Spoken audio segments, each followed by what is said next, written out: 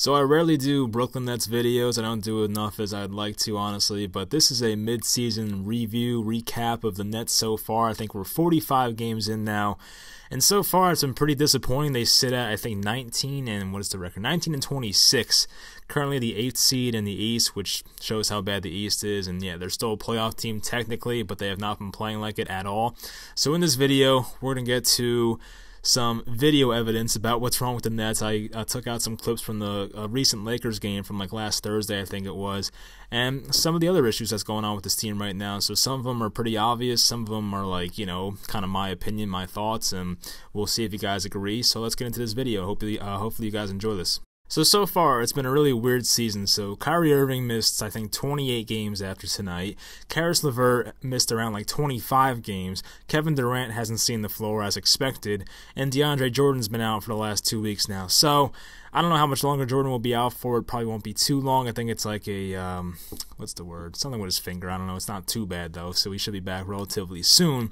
But yeah, they haven't been fully healthy. And in my preseason, like, you know, video for the Nets, I said, you know, I expect this team to be around 50 wins, but that's assuming that Kyrie and Levert are both healthy. But now we're at the point where they both missed over 25 games. So, I mean, it's pretty crazy how much time they missed, and I'm not too shocked by it, but at the same time, you have to give some of these guys credit for, you know, having this team where they're at. I mean, this team definitely could have been a lot worse than it is, so that's definitely a positive spin on things. I mean, 19 and, what's the record again? 19 and 26 is not where you want to be at this point in the season, but considering how much their arguably best 2 players, of course Kevin Durant, best 3 players, have missed, they've done a pretty good job for the most part, and so far they're in the playoffs, as I said before. So now onto the problem and what's exactly wrong with this team. So the NBA, as we know, is a star-driven league, and the Nets spent most of their season without any stars on the floor. I mean, it's a team ran by role players and backups. So Spencer Dinwiddie has, you know, he came in the first few weeks after Kyrie Irving went down, did a phenomenal job. We were talking about him being an all-star, and then naturally he kind of just went back down to earth, and that's what happens. I mean, Spencer Dinwiddie's a fine player, but not the type of guy that should be carrying your entire team, and that's the way it was for a little bit. So, of course, he ran out of gas, and, you know, then he came back to earth and then returned to that player that he, you know, once was. So that was expected to happen, and the Nets had a nice little run in the first couple of weeks of Kyrie Irving's absence, and, of course, it didn't last for too long, so that, you know, that you can't have sustained success with backup players and role players. And Garrett Temple, Torian Prince, Joe Harris are asked to be your second and third options scoring-wise on most nights, and that just can't happen. Like, those guys are players. I mean, I kind of put Joe Harris aside from this group. I mean, especially guys like Garrett Temple, Torian Prince. Those are guys that should probably be your fourth and fifth option on most nights. So if you're asking them to be your number 2 and number 3, you're asking them to do way too much than they're supposed to do. I mean, those guys, you know, Torian Prince can have a 25-point night here and there. Same with Garrett Temple. Of course, Joe Harris can do that as well, but they can't do it consistently. They're not guys that average 25 a night. So, yes, they can do it once in a while, but when you rely on them to take too many shots, it's going to get ugly, and that's just the way it happens. So Jared Allen has been getting out-rebounded by stronger bigs. It's been happening for 3 years now since he's been in the league, and yeah, he has gotten a little bit more muscular, but at the same time, I mean, you know, he is no match for guys like Andre Drummond and even Dwight Howard the other night. Karl Anthony Towns always kills up Joel Embiid and guys like that, so that's a problem as well. And Torian Prince, I mean, this is more of a Kenny Atkinson problem. I'll get to him later. But Torian Prince starts at the 4 every game, basically, and that's just, I think Torian Prince is like 6'8", maybe, and that's just too undersized. I know that the modern NBA relies on shooting a lot of three-pointers and just, you know, fast breaks and moving the ball quickly and stuff like that, but Torian Prince to play your 4 position, you're going to lack some rebounding. It definitely has shown at points in the year, especially teams with getting offensive rebounds against the Nets. It's definitely been an issue. And Caris Levert is another guy I'm a little concerned about. I think that tonight was his 12th game back since injury, so I'll cut him a little bit of slack, but he hasn't fit in at all, and since he's been back, and his shooting has been awful. I mean, I don't know what his three-point percentage is, but it can't be that good at this point. I know Levert was never a lights-out type of shooter, but you can tell he's definitely struggling right now to find himself and to fit in with the flow of this offense, so hopefully as time goes on he figures it out, but at the same time I'm not too sure, and I'm a little concerned about Caris Levert and his future with this team. So now on to Kenny Atkinson, and before I get into this, I want to say I defend Kenny Atkinson more than most people. I see people on Twitter that want him fired, which I think is a bit excessive, and I think Kevin Durant talked about how he's very excited to work with Kenny Atkinson, maybe even Kyrie Irving it was. One of those two guys was very excited, and, Kenny Atkinson was part of the reason one of those guys signed here. I forget which one, though, but still, they weren't coming here unless the other guy was coming here, so Kyrie and KD kind of go together in my mind. So the problems I have with Atkinson's system is he loves the undersized stretch four. And I talked about it a couple minutes ago, probably 30 seconds ago, but the Nets have Torian Prince at the four too many times. You see Wilson Chandler, who I think is a little bit bigger, probably 6'9", 6'10", but he's not a great rebounder, and he hasn't been great since coming back from the suspension, but he's had some nice moments, I guess. He had a nice first quarter in the Lakers game, I think it was, but other than that, there hasn't really been a reason to have a stretch four. It just hasn't worked rebounding-wise, and there's been too many games this year where they face a bigger team and they get obliterated on the boards, and then that's the reason you lose. And it's just so obvious. You can see it happening. There's a reason Andre Drummond's had, 5 straight 20-plus rebound games against the Nets. That's unacceptable. That's pretty bad. So that's all been during Kenny Atkinson's tenure as head coach as well. So the Nets having the undersized four, while it might help in some cases, maybe you knock down 1.5 3-pointers more than you would without the stretch four,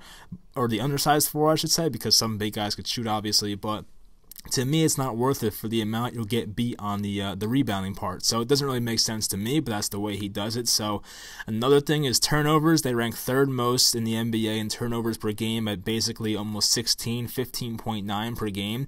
And there have been so many games this year where the Nets are in the fourth quarter. It's a somewhat close game. Maybe they're down by 5 or 10 points, and they're just throwing the ball out of bounds or something along those lines, and you just want to just rip your eyes out, and it's terrible. You hate watching that. So the turnovers have been bad, and some guys, don't look comfortable with each other. This is a team that half the team is new. A lot of these guys weren't here last year. This isn't the Ed Davis, D'Angelo Russell, Jared Dudley type Nets team. There's a lot of new guys here, so I understand it from that perspective, but we're 45 games in now, so things have to get a little better, and there hasn't been any continuity because Kyrie Irving's been in and out of the lineup basically the whole year, so I get it from that perspective as well, but there's really no excuse for sloppy basketball, so that has to be included.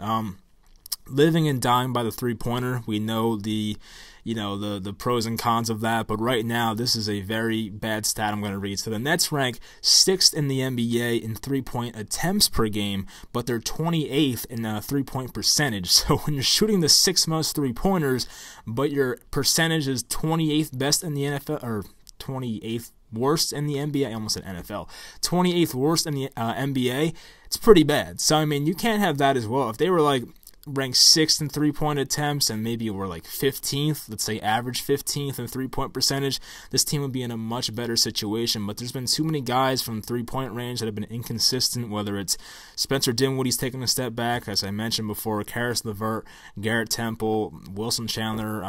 Not too many guys have been lights out. Even Joe Harris has taken a step back from last year. I think he's being a little bit overworked right now, so can't really blame him, but still he hasn't been the same as he was last year. Playing the 2-3 zone on defense usually annoys me. There was one point, I think maybe last year, or maybe it was the early part of this year, where it seemed to work at times, but teams have figured it out now. It's obviously in the scouting report when teams play the Nets, and it's pretty simple. I think if you play basketball, you're aware that in order to break the 2-3 zone, the easiest thing to do is just spot up a big man on the foul line, look for him to pass the ball to a corner or a wing and find the open shooter, or even there's been times where you pass the ball to the foul line and you throw an alley-oop to a center standing underneath the basket because Jared Allen's up on the foul line guarding the guy with the ball. So, there's ways to exploit that. I think there's a video about it as well. I have that in the Lakers game I'm going to go over towards the end of this video, so if you want to see that, just fast forward to the end.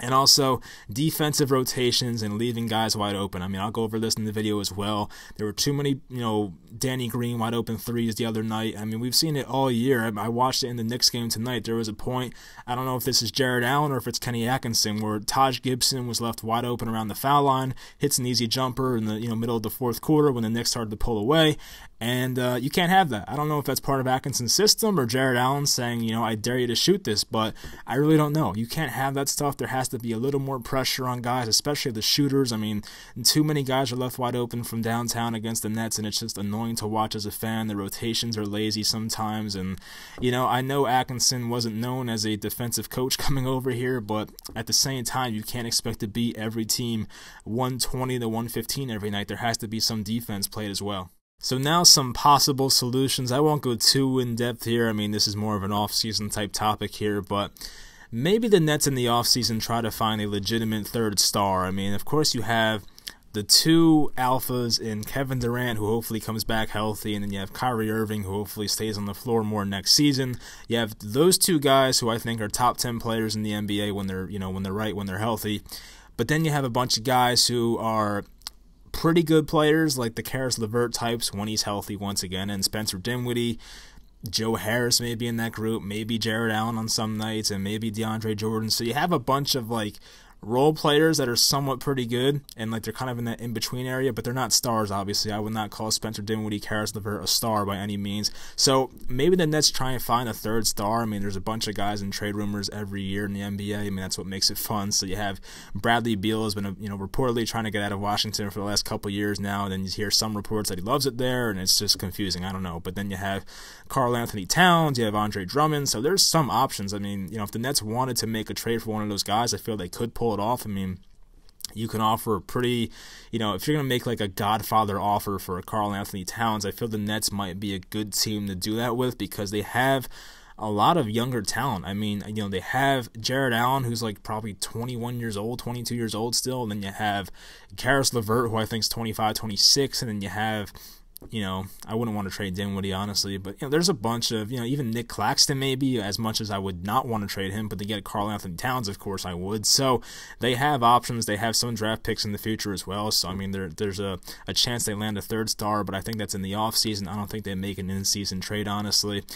I think trading Caris Levert or Dinwiddie, I lean Caris Levert, would make sense because those two just don't coexist with each other on the floor. I think they have games that are just too similar. I mean, they're downhill players. They aren't consistent shooters. I feel like when they're both on the floor at the same times, it's just pretty awkward. Maybe once in a while it'll work, but I feel those two guys just have games that are too similar. We've seen Levert try to work as a two-guard. I think he's better handling the ball. And, of course, Spencer Dinwiddie's, better handling the ball as well. So I think, both guys can't have the ball in their hands, obviously. So I think trading, if in a perfect world you have a healthy Kyrie Irving, then you have Dinwiddie coming off the bench. Maybe you try to put Caris at the 2, but once again, I think he's better as a ball handler. So I think trading Levert might be a good option in the offseason if you can get, as I said, one of those stars, the Beal, the Cats, the Andre Drummond type of guy, then fine, you ship out Levert, that's fine with me. And this team has lacked a solid 4 since like Thaddeus Young left a few seasons ago. So I mean, Thaddeus Young was not a star by any means, but he played some solid power forward next to Brook Lopez for a little bit, like a year and a half, whatever it was. So, by the way, that was probably like Billy King's best trade. I think Billy King was still the GM. I think he traded like a 40-year-old Kevin Garnett for Thaddeus Young, and that eventually led us to get Caris Levert. So I like that move by Billy King, even though he, did a lot of bad things to this franchise. But anyway, I think a player like a Nikola Vucevic or an Al Horford type of guy would be a perfect fit for this team to play the 4 next to Jared Allen and DeAndre Jordan. I think you have a guy that, Vucevic and Horford can both rebound. I think Vucevic is a little better on the rebounds, but still, both of those guys can shoot. They can stretch the floor. I mean, 4 and floor. I mean, it's close.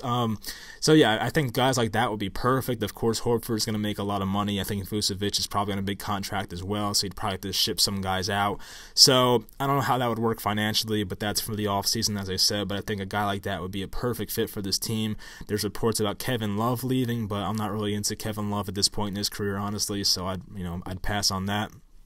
I personally don't think they make a huge trade this, before the trade deadline, which I think is like late February. So I don't think that happens. I think they're going to ride it out with this team. They're going to hope that Kevin Durant comes back. They won't commit to it because they don't want to put any pressure on Durant or anything like that because, why should they? I mean, it's really Durant's call here. So, hopefully in a perfect world, the Nets get the 7th seed this year. Durant comes back. We play the Heat or the Celtics or the Sixers in the first round.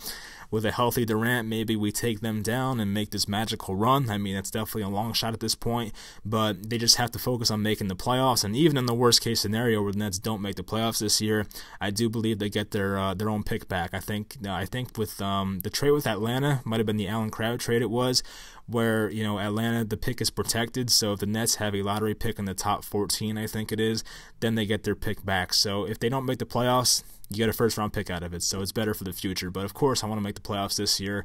Hopefully we get Durant back at some point, towards maybe the end of March or April, and then we make a run at this thing. It's possible. So I don't want to throw a whole season away, obviously. That's not the way I want it as a fan, but if they want to go all in for 2021, then or 2020/2021 and get a third star, then you can do that as well. But it's not the end of the world if they don't make the playoffs this year. So I think that's pretty much it for the rant. So now let's get into the video evidence part of it and some of the bad things I saw on defense and even some offense against the Lakers last Thursday. So this is funny. I've done this for football videos a bunch of times, but never for the NBA. So we'll see how this goes. But basically, Anthony Davis here in the corner, wide open, of course. I mean, that's a part of the problem I have with this defense. I mean, there's like 5 Nets in the lane here. I don't know what's going on with this defense. Literally, Davis could have just passed out to Danny Green for an open 3, and they could have swung it to whoever the hell this is. I think Avery Bradley may be over here. So, yeah, a lot of bad stuff with this defense already, but, the highlights don't show the entire clip, so basically all we have is this. But watch Dwight Howard under here. So you have Torian Prince and Jared Allen trying to just box out Dwight Howard. I mean, in a perfect world, you'd have Jared Allen box him out. Torian Prince gets the uncontested rebound, but watch what happens. He gets the better position, rips down the rebound, and gets the and-1. So that's the first example of the Nets getting, out-rebounded by a bigger guy. So I talked about the undersized 4 in the Kenny Atkinson system before, and then we have Torian Prince against Anthony Davis here.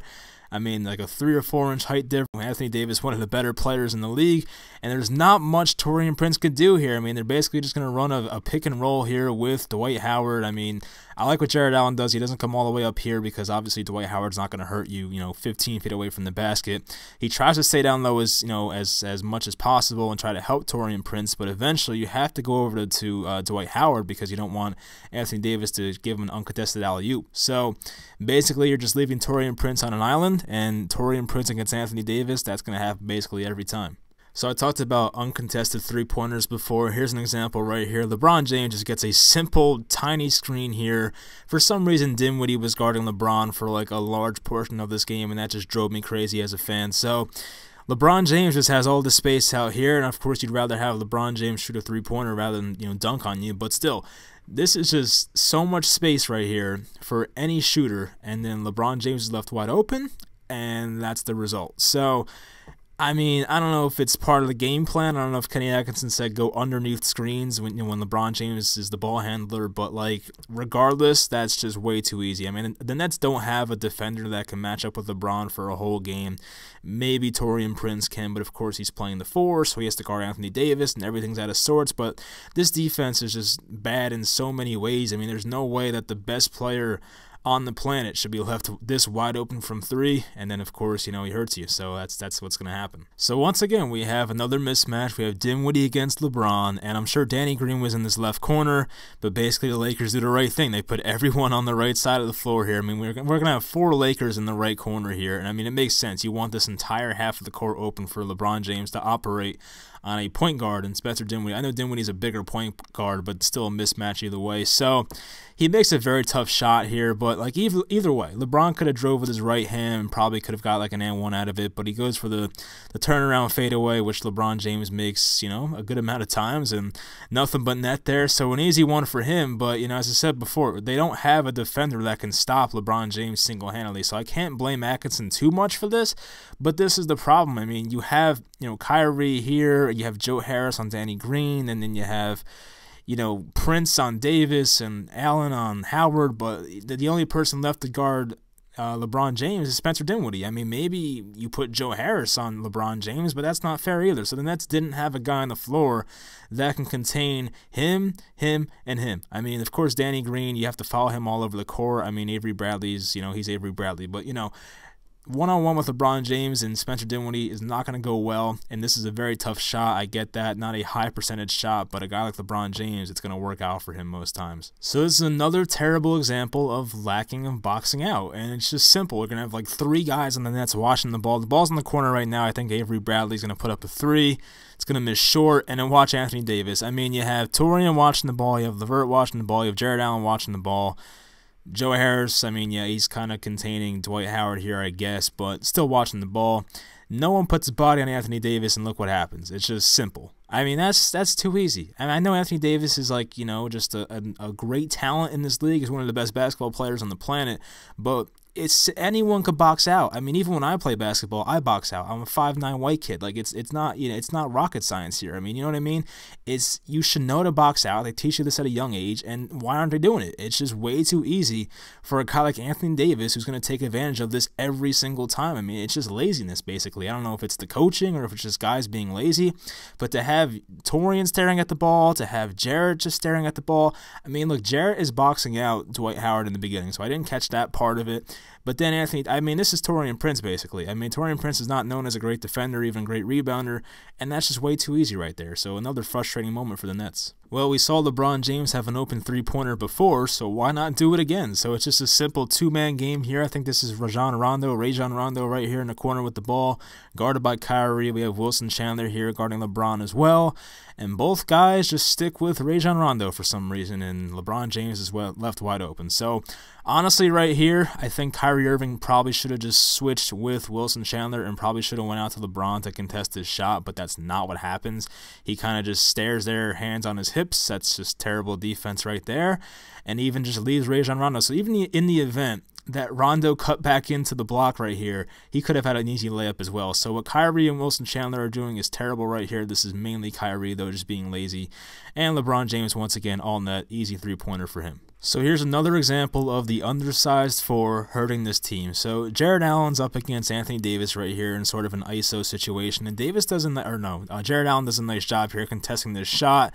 Davis with the up and under, it's a tough shot, but there you have Torian Prince against Dwight Howard now. So we'll watch Torian Prince. I think he tries to box out Dwight Howard. I guess he somewhat attempted it, but didn't work. And then Dwight Howard just gets the easy rebound and a dunk. So once again, when you have a 6'8" Torian Prince who's just mainly a spot-up shooter against a Dwight Howard who's 7 feet, muscular as hell, this is what's going to happen. And Jared Allen can't guard two big men at the same time. So, I mean, it's just the undersized four, once again, is hurting this team. And I don't know why Atkinson continues to stick with this. Maybe they don't have the personnel for it. But that's why, if you guys follow me on Twitter, I tweeted out the other day, my ideal starting lineup for this team when DeAndre Jordan comes back is that you put Nick Claxton in the starting lineup with Jared Allen. It can't hurt you. I mean, this team's going nowhere anyway. Why not even try it out and just see if it works? I mean, you have two guys that are lanky and, basically around 7 feet tall that can protect the rim, so why not try Nick Claxton and Jared Allen? I hope that's something they try in the future, especially if the season gets worse and worse. So here's that 2-3 zone look on defense that Atkinson loves to run sometimes, and Danny Green has the ball on the right wing here. I think Levert and Kyrie are on top, and you have Torian and Jared Allen, and then who was the last one? Joe Harris down playing the 3 spots down low. So Torian comes up here to contest Danny Green. Once Levert comes down, they have to switch, but LeBron James is going to see this. I mean, look, you have Jared Allen coming up too far to guard Anthony Davis, and look who's wide open underneath the basket. This is an easy alley-oop waiting to happen. So Levert and Kyrie are just trying to get to LeBron James. It's too late. And then you have Jared Allen up here trying to guard Anthony Davis in the zone. But then you have Torian Prince, who should be down here, but he's too late getting over because Danny Green just had the ball. So let me see this in real time. Let me see if Torian Prince could have made a better effort here. I mean, right there, if you're Torian, you can't stare. This is not your spot. You can't stare at the ball. If you're Torian Prince, you have to realize who's behind you and get back to your spot. If he got back to his spot sooner, maybe this alley-oop does not happen. So once again, I don't want to point out Torian Prince as the problem, but he definitely could have done a better job of reacting quickly, and yeah, that's what's going to happen. So here's another reason I don't like this 2-3 zone. I mean, in some cases it'll work, but this is another example of it. You're going to have Danny Green just run baseline to baseline, go to the left corner here. And Anthony Davis does a good job of occupying Joe Harris. I mean, it wasn't really a screen, but he did enough. And this wasn't the worst defense in the world. This is a tough shot for most people. But a guy like Danny Green, who's just done this for almost a decade now, it's pretty easy for him. So, I mean, I don't think this defense was awful by any means, but if this is man-to-man defense, it doesn't happen. And I think Torian Prince might have pointed it out, like, right there. I don't know what he's saying exactly, but he's pointing towards Danny Green, so maybe he's pointing it out to Joe Harris. But Harris was a bit late getting over, and then you give a guy like Danny Green too much room, and that's what's going to happen. So the Nets' transition defense is pretty awful at times, and here's an example of it here. So for some reason, the video cuts off. You know, the clock goes from like 9:36 to 9:34, 9:33. So, you know, the Lakers are on like a mini fast break right here. I guess this is after a miss, and then we're here with Anthony Davis, and Jared Allen's, I guess, late getting up to court here. So in a perfect world, you would have Anthony Davis or Jared Allen stick with Anthony Davis off this handoff that's going to come to Danny Green. But Joe Harris does not step up quick enough. I mean, I don't know why Jared Allen and Joe Harris were not communicating here. If they did, it was too late.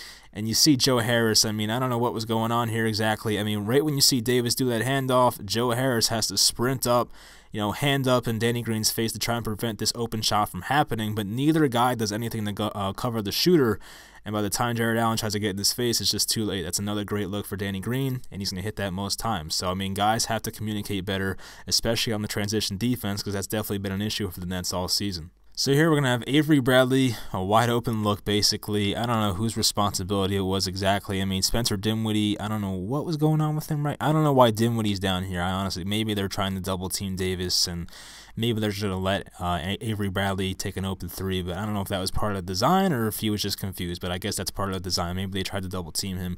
So Avery Bradley gets an open look once again. Luckily, it does not go down, but then Dwight Howard spins around Jared Allen and gets an easy dunk out of it. So I'd give Jared Allen some credit right here. He tried to box him out, but Dwight Howard is doing like this Dwight Freeney spin move type thing and then just gets position on Jared Allen and then once again puts it up. Probably could have been an and one as well. So, you know, this is what I said about Jared Allen. I love him as an offensive player. I think he just adds an element to this offense that a lot of centers can't with his length and how high he can jump and stuff like that. But, you know, on the defensive rebounding side, sometimes it gets ugly. And when you're facing a guy like Dwight Howard, who I know is like 36 years old now, but facing a guy like Dwight Howard, who's obviously a lot bigger, a lot heavier, a lot stronger, these things are going to happen. And I don't know if the Nets can afford that. I mean, hopefully DeAndre Jordan can come back and hopefully be a little bit better. But, you know, if the Nets were to do a trade to acquire like Andre Drummond and then Jared Allen was in the trade, I wouldn't be devastated by that because this happens too often in my opinion. I mean, you know, having a guy like Jared Allen, as I said, is nice offensively, but sometimes on the defensive boards,